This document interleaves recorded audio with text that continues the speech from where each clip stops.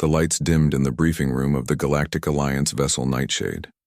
Captain Deho stood at the front, his tall frame casting a long shadow across the holographic display. The blue light from the projection illuminated the faces of his senior officers seated around the oval table. "As you can see," Captain Deho said, pointing to the spinning image of a planet, "we have detected an unusual energy reading from this uncharted world. Our mission is to investigate." The planet looked ordinary enough. Blue oceans, green land masses, white clouds swirling in its atmosphere. But the energy signature emanating from its northern continent was anything but ordinary. It pulsed with a rhythm that defied known physics. Commander Tysik, the ship's Iridian executive officer, leaned forward. His scaled skin reflected the blue light as he studied the readings.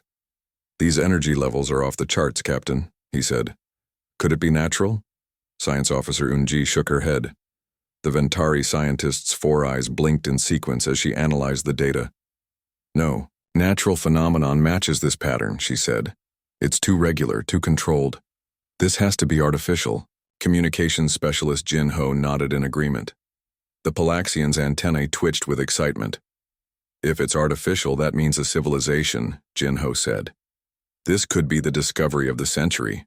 The officers began talking all at once, each offering theories and suggestions. Their voices filled the room with a buzz of excitement and anticipation. All except one.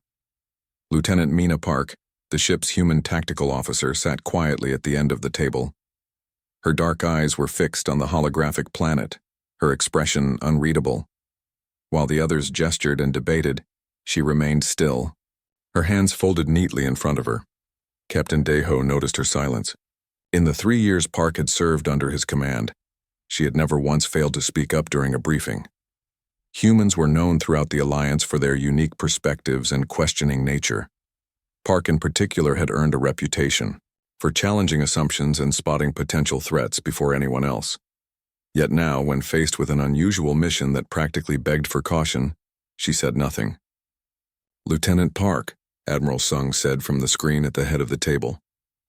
The elderly admiral was joining remotely from Alliance headquarters. "You've been awfully quiet. Any tactical concerns?"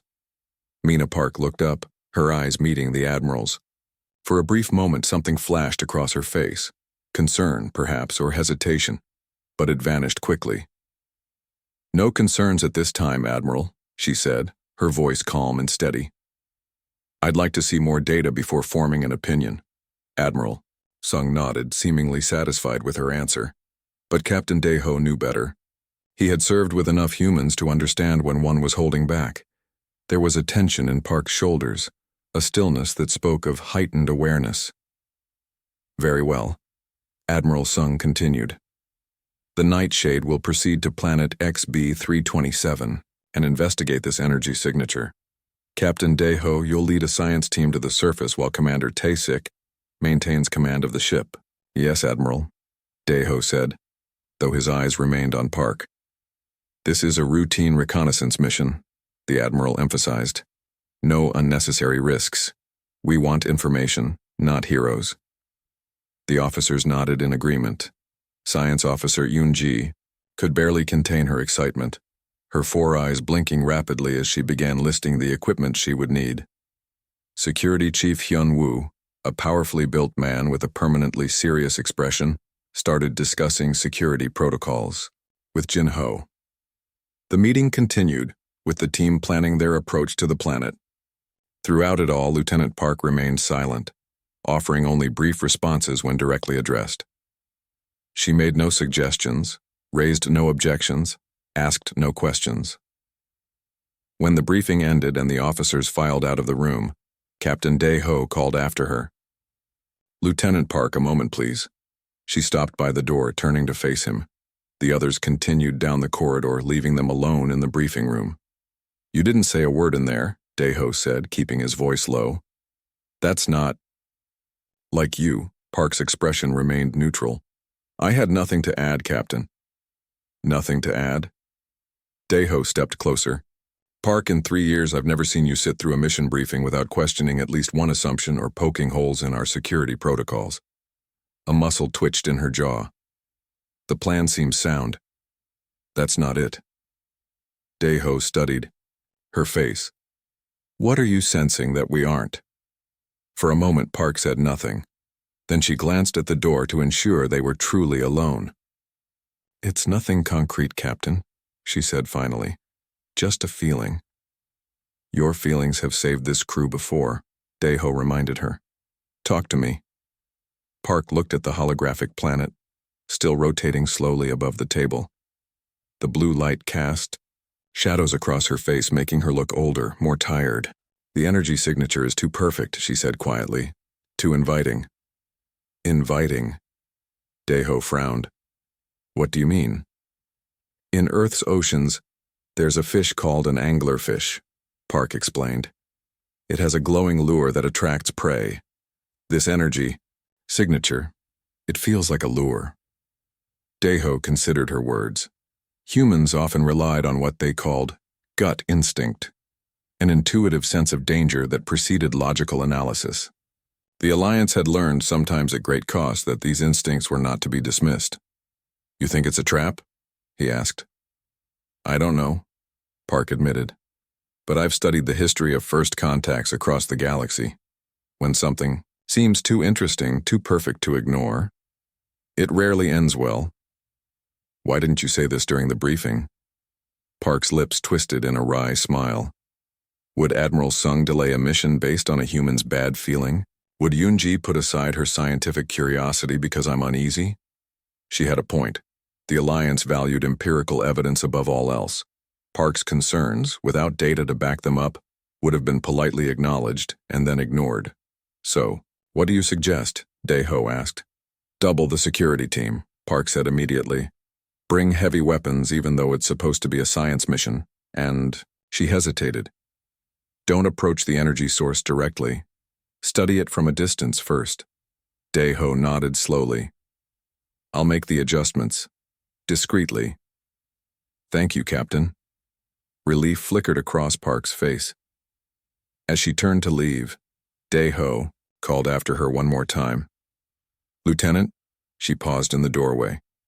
Next time you have a bad feeling, he said, don't stay silent. Even if others won't listen, I will. Park nodded, a small smile touching her lips. Then she was gone, leaving Daeho alone with the slowly rotating hologram of planet XB-327 and the strange, perfect energy signature that pulsed like a heartbeat, or perhaps, as Park had suggested, like a lure.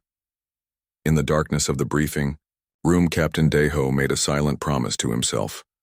He would listen to the human silence, because sometimes what wasn't said spoke volumes. The dropship shook as it cut through the atmosphere of planet XB-327. Inside, Lieutenant Mina Park tightened her safety harness and watched the others. Science Officer Yunji was talking fast, her 4 eyes blinking with excitement as she studied her tablet. Security Chief Hyunwoo checked his weapons for the 3rd time. Exobiologist Su-bin, a young man with an eager smile, was the only other human on the team besides Park and Hyunwoo. The energy readings are getting stronger, Yunji said. Look at these patterns. They don't match anything in our database. Su-bin leaned over to see her screen. Amazing. The wavelength structure suggests some kind of quantum manipulation. Or a really good trap, Hyunwoo muttered, loud enough for only Park to hear. Park nodded slightly but said nothing. Her eyes stayed fixed on the viewing screen that showed the planet growing larger below them. Captain Daeho had listened to her concerns and doubled the security team as she suggested. 6 armed guards sat in the rear of the dropship, their faces serious beneath their helmets. Lieutenant Park, Su-bin called to her, what do you think we'll find down there? Park turned to him. The young exobiologist was on his first field mission, his eyes bright with hope and excitement. I don't like to guess, she said simply. Let's wait until we have facts. Su-bin looked disappointed by her short answer. He turned back to Yunji, who was more than happy to talk about all the possibilities that might await them. Park closed her eyes briefly, trying to make sense of the unease in her stomach. Something about this mission felt wrong, but she couldn't explain why. It was like the feeling of being watched when no one was there, or the quiet before a storm. From orbit, Captain Deho watched the dropship's descent on the main screen of the Nightshade's bridge. Commander Taesik stood beside him, his scaled face serious. "The sensors show no life signs within 50 kilometers of the landing zone," Taesik reported. "No structures, no technology, nothing except that energy signature." "Keep scanning," Deho ordered, "and keep the engines ready. If I give the word, I want to be able to pull our people out quickly." Taesik looked at him curiously. "You seem tense, Captain. Is there something I should know?" Deho hesitated. How could he explain that his concern stemmed from a human silence? That Park's lack of questions had triggered every warning bell in his mind. "Just being careful," he said finally. "This is an unknown situation." He opened a private channel to Park. "Lieutenant, your silence is still deafening. Talk to me." Park's voice came through, low and tense. "Still just a feeling, sir. But it's getting stronger the closer we get to that energy source." "Trust your instincts," Deho told her. "I've got the Nightshade ready to pull you out at a moment's notice." "Thank you, sir," Park replied, sounding slightly relieved. "We're about to land." The dropship touched down in a small clearing surrounded by tall blue-green trees. The sky above was a pale yellow, crossed by thin, high clouds. The air was breathable, but had a sweet, strange smell that the ship's computer couldn't identify. Park was the first one out, her hand resting on her sidearm as she scanned the area. Nothing moved. The forest was completely silent. No sounds of animals or insects, no rustling of leaves in the wind. In fact, there was no wind at all. "It's too quiet," she said as the others joined her outside the ship. Yunji waved her scanner around. "The energy source is coming from that direction," she said, pointing north. "About 3 kilometers away." 3 kilometers through the forest? Hyunwoo frowned. "I don't like it. We should take the dropship closer." "The trees are too thick to land any nearer," the pilot called from inside. "And the energy field might affect our systems if we fly directly over it." "Then we walk," Yunji said firmly. "We didn't come all this way to turn back now." Park studied the forest ahead of them. The trees stood perfectly still, their blue-green, leaves neither moving nor making a sound. The silence was complete, unnatural. On Earth, even the quietest forest had some sound, birds calling, leaves rustling, insects buzzing. This place was dead quiet. "Something isn't right here," she said quietly. Subin looked at her. "What do you mean?" "Listen," Park said. "What? Do you hear?" They all fell silent, listening. "Nothing," Subin said after a moment. "I don't hear anything." "Exactly," Park nodded. "No animals, no insects, nothing. A planet this lush should be full of life." Yunji adjusted her scanner. "She's right. I'm not picking up any animal life signs within range. Just plant life." "Maybe the animals are hiding," Subin suggested. "Or maybe they're nocturnal." "All of them?" Park shook her head. "That's not natural." Hyunwoo signaled to his security team. "Spread out, form a perimeter around the scientists." As the team began to move toward the energy source, Park noticed something else strange. The ground beneath their feet was covered with blue-green moss, but it left no mark when they stepped on it. It didn't crush under their boots or show any sign that they had walked there. As soon as they moved forward, the moss returned to its original shape, erasing all evidence of their passing. She knelt down and touched it. The moss felt cool and slightly damp, but when she pressed her finger into it, it gave way normally. When she lifted her finger, however, the moss sprang back immediately, leaving no indentation. "Yoon-ji," she called. "Look at this." The science officer came over and scanned the moss. "Fascinating," she said. "It has some kind of cellular memory. It returns to its original form immediately." "Is that natural?" Park asked. Yoon-ji hesitated. "Not in any ecosystem I've studied, but this is an alien world. Who knows what's possible here?" They continued walking for nearly an hour.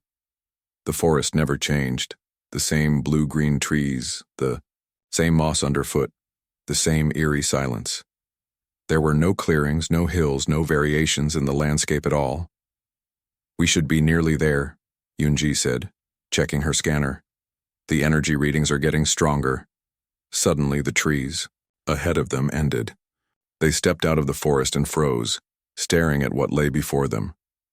In the center of a perfectly circular clearing stood a structure unlike anything any of them had ever seen.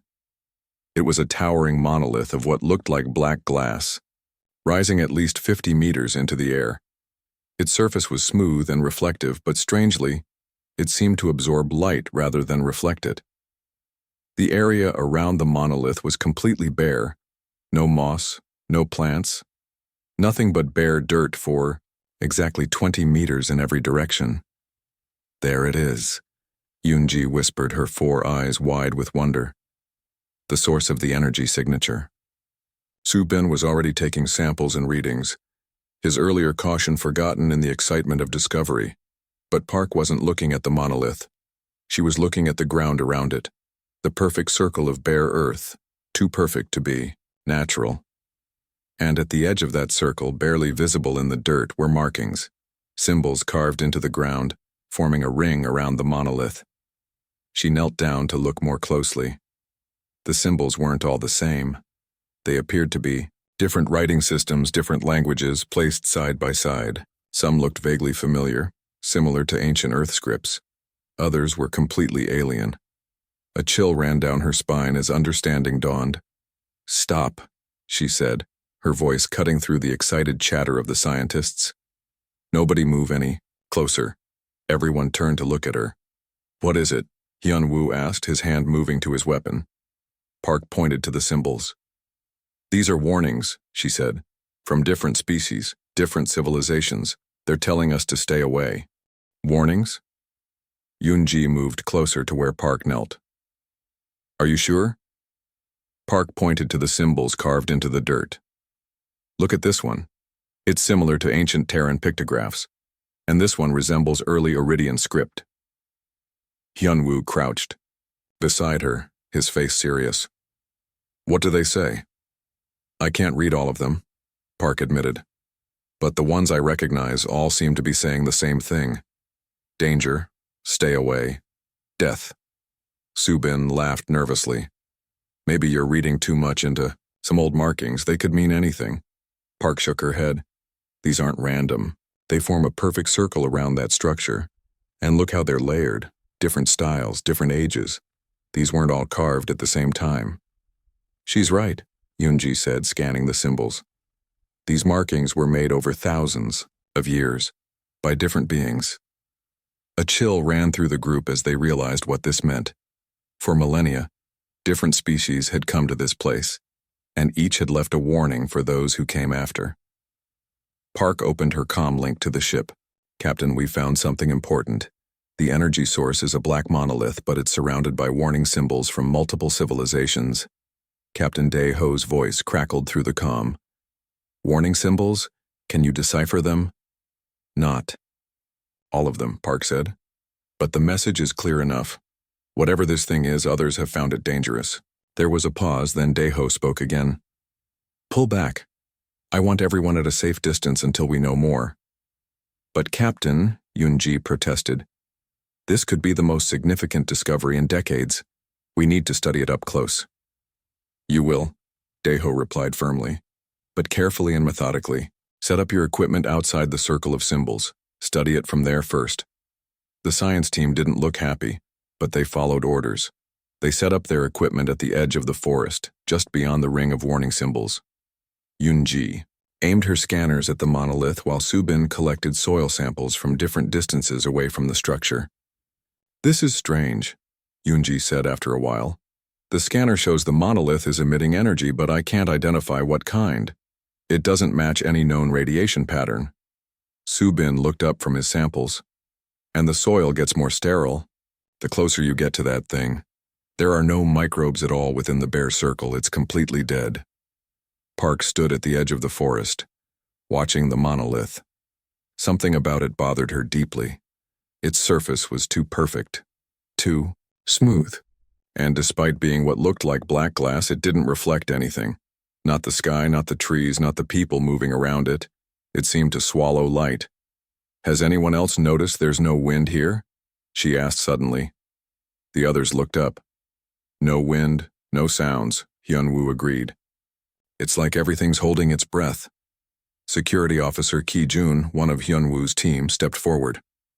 Sir, request permission to test the monolith surface. Hyunwoo looked at Park, who hesitated, then nodded. Stay behind the warning. Line, Hyunwoo instructed. Use a drone. Ki-jun nodded and took out a small flying drone from his pack. He programmed it, then sent it hovering across the bare earth toward the monolith. The drone carried a simple testing instrument, a probe that would touch the surface and measure its hardness and temperature. Everyone watched as the small machine flew slowly toward the black structure.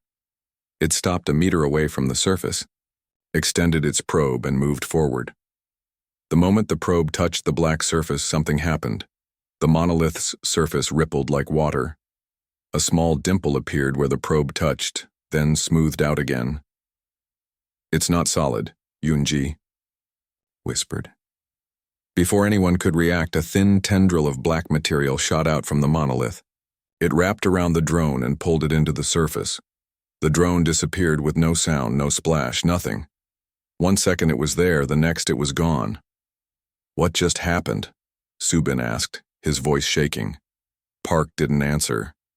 She was, staring at the monolith, which had begun to pulse with a dull red glow from deep within its black depths. Everyone back to the ship, she ordered. Now. But it was too late. The ground began to tremble. Small cracks appeared in the bare earth around the monolith, spreading outward like a spider's web. The red glow within the black structure grew brighter, pulsing like a heartbeat. Captain, Park called into her comm. We need immediate extraction. The monolith is active and seems hostile. Moving the ship into position now. Daeho replied, his voice tense. Get to a clearing where we can pick you up.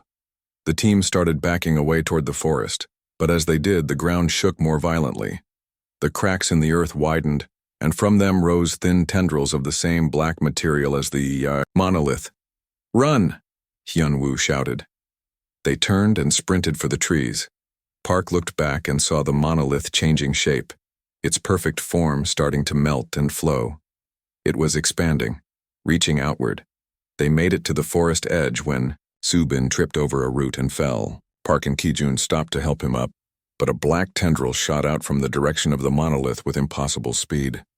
It wrapped around Subin's ankle. Help! He screamed as it began to pull him back toward the clearing. Park grabbed his arm while Ki-jun fired his plasma rifle at the tendril. The black material sizzled where the plasma hit it, but it didn't break. Instead, more tendrils shot out, wrapping around Subin's body. Let go, Subin yelled at Park. It will take you too. Park held on with all her strength, but the force pulling Subin was too strong. His hand slipped from hers and he was yanked backward, screaming as he disappeared into the clearing. Subin! Park started after him, but Hyunwoo grabbed her and pulled her back. He's gone, Hyunwoo said grimly. We need to move. They ran through the forest, the ground shaking beneath their feet. Behind them, they could hear a strange, sucking sound like a giant mouth consuming everything in its path. What is that thing? Yoonji gasped as they ran. It's not a structure, Park replied, jumping over a fallen tree. It's alive, some kind of predator.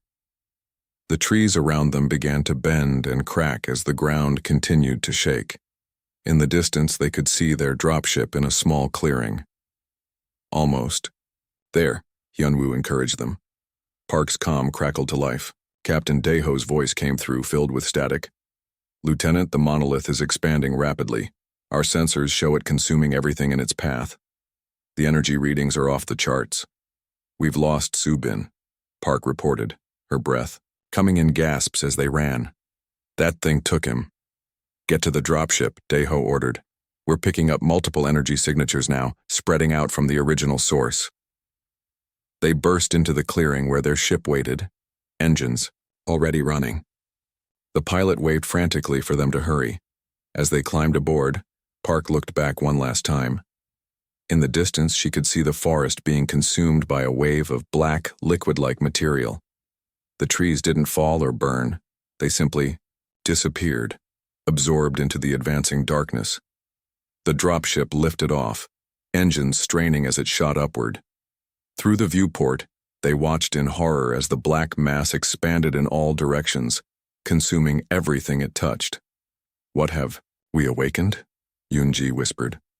Park thought of the ring of warning symbols left by civilizations across thousands of years. All those who had come before, all who had discovered this thing, had tried to warn others away, and they had ignored those warnings. As the dropship broke through the atmosphere, racing toward the safety of the Nightshade, Park finally understood why she had felt so uneasy from the beginning. It wasn't just a trap. It was a predator that had evolved to hunt curious, intelligent species, a predator that used knowledge and discovery as bait. And they had taken that bait, just like all the others before them. The dropship docked with the Nightshade with a metallic clang. Captain Deho was waiting in the hangar bay, his face grim as the survivors stumbled out. Park was the last to exit, her uniform torn and dirty, her eyes haunted by what she had seen.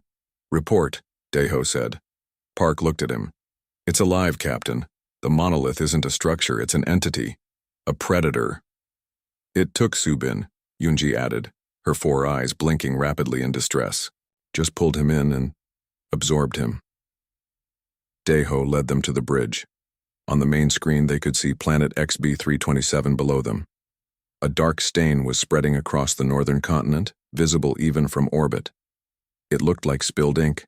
"On blue-green paper. It's consuming everything," Commander Tasik said, his scaled face reflecting the blue light of the screen. "Plants, animals, soil, everything in its path. And it's accelerating," Communications Officer Jin Ho added. "The spread rate has doubled in the last 20 minutes. Park moved closer to the screen, studying the spreading darkness. "It was trapped," she said quietly. "All those warning symbols. They were a containment system. Different species over thousands of years, each adding their own warnings, their own protections. And we broke it," Yunji whispered. "We need to warn Alliance Command," Deho said. "If this thing can't be contained, we may need to take more drastic measures." Jin Ho moved to his station.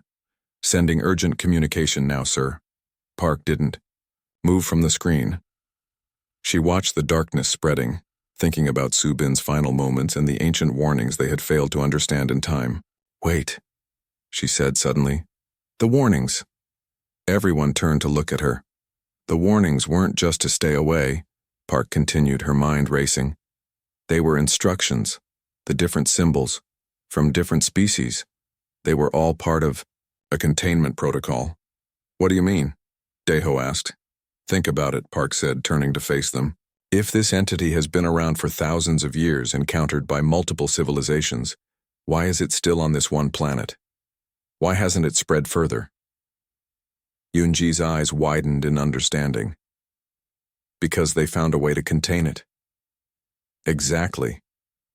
Park nodded.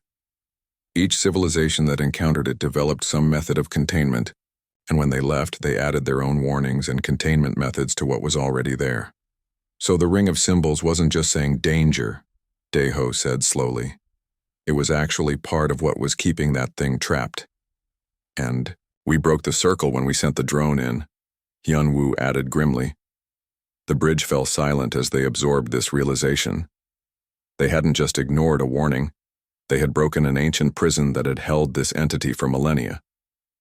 Jin Ho's console beeped. "Captain, I'm receiving a response from Alliance Command. Admiral Sung wants to speak with you immediately." The main screen changed to show Admiral Sung's face. The elderly admiral looked concerned. "Captain Deho, I've received your preliminary report. Is the situation as serious as you suggest?"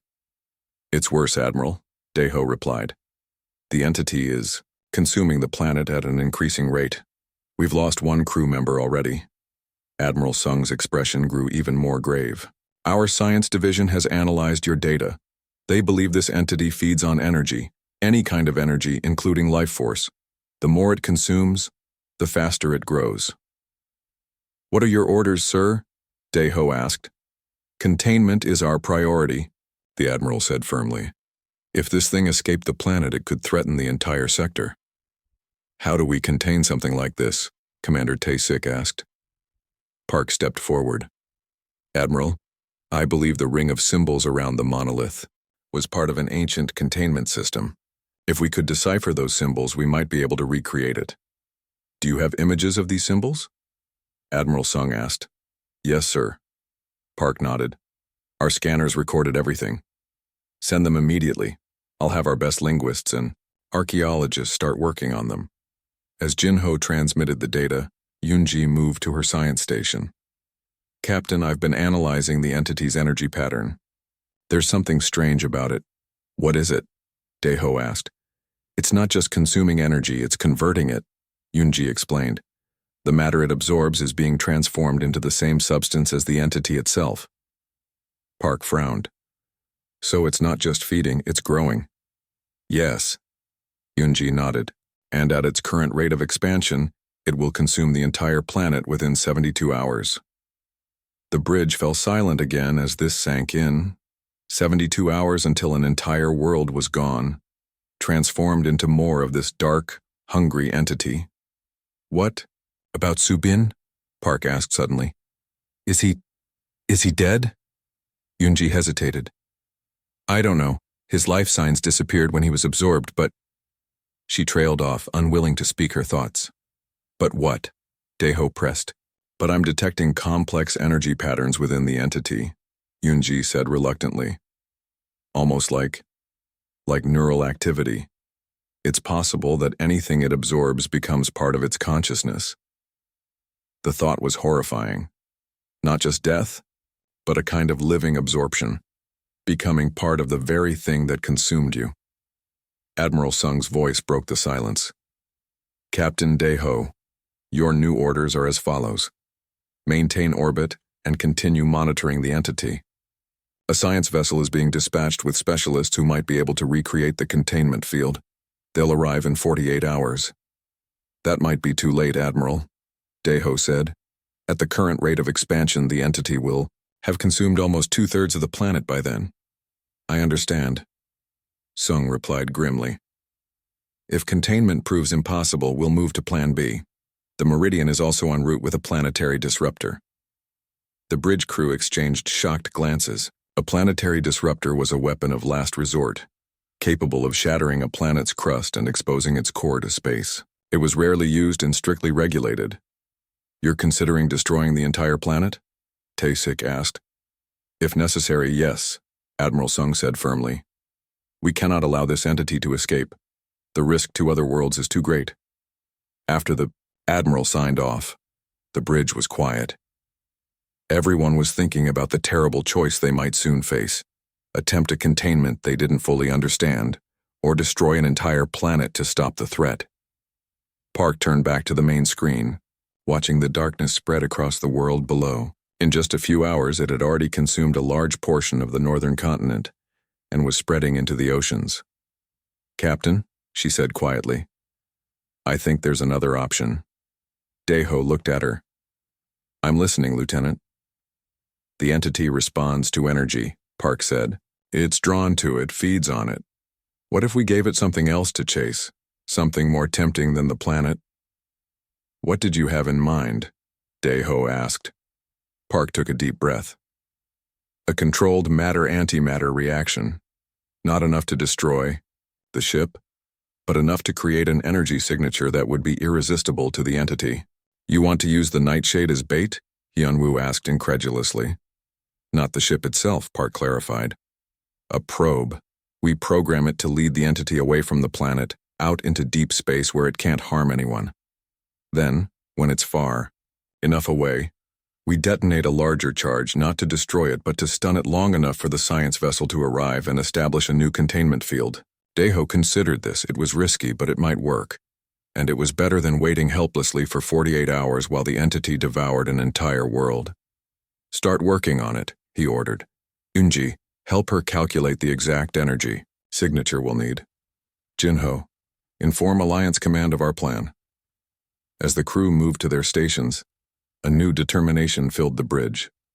They had awakened this ancient horror, but they would not stand by while it destroyed a world. They would fight, using the very thing that had drawn them here in the first place, their curiosity and their intelligence. and as Park began working on the calculations for the probe, she couldn't help but think that perhaps, in the end, human instinct would prove to be the key to stopping what human curiosity had unleashed. 2 days had passed since they had fled planet XB-327. The Nightshade remained in orbit, watching as the black entity consumed more and more of the world below. Already, nearly half the planet had been devoured, transformed into the same dark, flowing substance as the original monolith. On the bridge, Lieutenant Park worked tirelessly with Yunji and the engineering team. They had built a special probe equipped with a controlled matter-antimatter reaction chamber. The probe was designed to emit an energy signature that would, they hoped, be irresistible to the entity. "Final checks complete," Park announced. "The probe is ready." Captain Daeho nodded. He looked tired. None of them had slept much in the past 48 hours. "The science vessel Explorer will arrive in 6 hours," he said. "Are you sure we can't wait?" Park shook her head. "At the current rate of expansion, the entity will have consumed over 70% of the planet by then. If it grows much larger, even the planetary disruptor might not be enough to stop it." Daeho sighed. "Very well. Prepare to launch the HFY probe." The crew moved to their stations. The plan was both simple and incredibly risky. They would launch the probe into the heart of the entity, allowing it to be partially absorbed. Then they would activate the energy pulse, a powerful burst that would be like ringing a dinner bell for the creature. As the entity pursued the probe, they would guide it away from the planet, into deep space where it could do no harm. Probe launching in 3, 2, 1. The weapons officer counted down. On the main screen, they watched as the small probe shot away from the Nightshade, a tiny silver dot against the darkness of space. It plunged into the atmosphere, heading straight for the largest concentration of the black entity. "Probe has entered the atmosphere," Jinho reported. "Maintaining contact." Minutes ticked by as the probe descended. Everyone on the bridge held their breath, watching the tracking signal on the screen. "Probe has made contact with the entity," Jinho said. "Partial absorption in progress. Now," Park ordered. The engineer pressed a button activating the energy pulse. On the screen, they could see a bright flash from the probe's location, like a miniature sun erupting within the blackness. For a moment, nothing happened. Then, slowly, the dark mass began to move. It flowed away from the surrounding areas, gathering around the probe. A bulge formed, then stretched upward, reaching for the sky. "It's working," Yunji whispered. "It's following the probe." The probe began to rise, pulling away from the planet. The entity followed, forming a long tendril-like structure that reached up from the surface. "Probe is climbing," Jinho reported. "Entity is in pursuit." "Keep it slow," Park instructed. "We need to draw as much of it away from the planet as possible." Hour by hour, they watched as the probe led the entity away from the planet. The tendril grew longer and thicker as more of the black substance flowed up from the surface, chasing the energy source. 60% of the entity mass has detached from the planet, Yunji reported. 70%, 80%. On the screen, they could see the dark stain on the planet shrinking as more and more of the entity pulled away, forming a massive, writhing column in space. "We've drawn most of it away," Park said. "Prepare the second stage." This was the most dangerous part of the plan. The second probe carried a much larger energy charge, one that would hopefully stun the entity long enough for the science vessel to arrive and establish a new containment field. "Second probe ready," the weapons officer confirmed. "Launch," Daeho ordered. The second probe shot toward the massive black column that now stretched from the planet's surface far out into space. When it was close enough, it detonated. The explosion was blinding. Even with the screen automatically dimming, the bridge crew had to shield their eyes. When they could see again, the entity appeared frozen in space.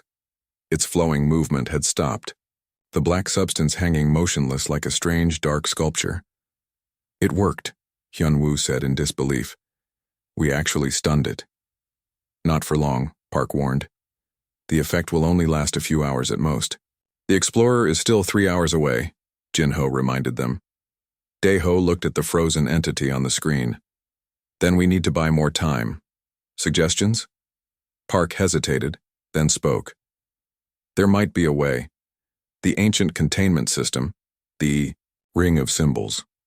Our linguists have been working on deciphering them, right? Yes, Jinho confirmed. They've translated about 30% so far.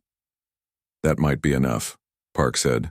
If we can project those symbols as an energy field around the entity, it might help hold it until the science vessel arrives. It was a long shot, but they had no better options. The crew worked frantically, programming the ship's deflector array to project the translated symbols as an energy pattern around the stunned entity. Ready, Captain, Jinho reported. Activate, Daeho ordered. The deflector array hummed to life. On the screen, they could see a faint blue glow surround the dark mass of the entity, forming a cage of energy and ancient symbols. It's working, Yunji said, monitoring the readings. The entity is remaining stable.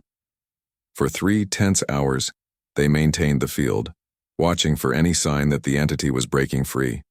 Twice the black mass twitched and surged against the energy barrier, but each time the ancient symbols flared brighter, pushing it back. Just as their power reserves were reaching critical levels, a new ship appeared on their sensors. The explorer has arrived, Jinho announced with relief. The science vessel took position near the trapped entity. They watched as it extended specialized equipment, establishing a more powerful containment field based on the ancient symbols. Containment. Field is stable, Yunji reported after several more hours of work. The entity is secure. A cheer went up from the exhausted crew. They had done it. They had contained the ancient horror they had accidentally unleashed. 2 weeks later, Lieutenant Park stood in Admiral Sung's office at Alliance headquarters. The debriefing had been long and thorough. Now, it was just her and the Admiral. The containment is holding, Admiral Sung told her. The science team believes the entity is a remnant of a much older universe, a fragment that somehow survived when our universe was born. It's not evil, merely hungry, and very, very alien. Park nodded. And Subin? The Admiral's face grew solemn. We've detected what might be consciousness patterns within the entity. Whether they're echoes or actual preserved minds, we don't know, but we'll keep trying to find out. He picked up a data pad from his desk. What I want to talk about now is you, Lieutenant. Your instincts saved not just your ship, but potentially many worlds. I just did my job, sir, Park said quietly. No, the Admiral shook his head. You did more than that. You trusted your instincts when logic and data said otherwise. That's a uniquely human trait, and one we've been overlooking in our rush to standardize procedures across species. He handed her the data pad. That's why I'm implementing what we're calling the Human Silence Protocol across all Alliance vessels. Park looked down at the pad, reading the directive with surprise. It mandated that any unusual silence from human crew members during mission briefings must be acknowledged and investigated. Your silence was the warning we should have heeded, Admiral Sung said. A red flag we all missed. We won't make that mistake again. As Park left the Admiral's office, she thought about that moment in the briefing room when she had chosen to stay silent rather than voice a concern she couldn't explain. She had learned something important. Sometimes what isn't said speaks volumes. And sometimes the most human trait of all, intuition, was the greatest gift they could offer to the stars. From that day forward, in briefing rooms throughout the UNE Alliance fleet, a new respect was given to human silence. Because now everyone understood. When a human stays silent at a briefing, that's the real red flag.